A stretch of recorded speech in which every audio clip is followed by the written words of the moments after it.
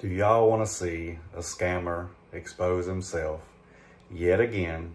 He doesn't even know how to read a credit report or what he's looking at. He has to ask the consumer what he's looking at.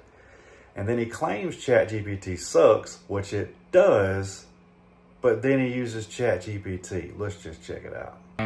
Is this a federal loan? Yeah, it is, right? Yes. Okay. Yeah. Okay, cool.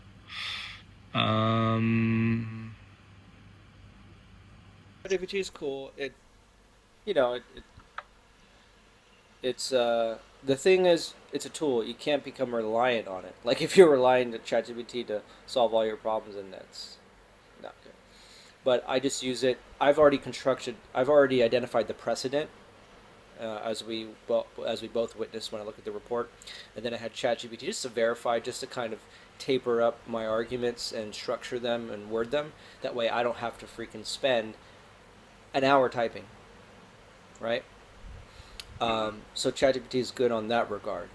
So, and I also saw that ChatGPT missed several violations.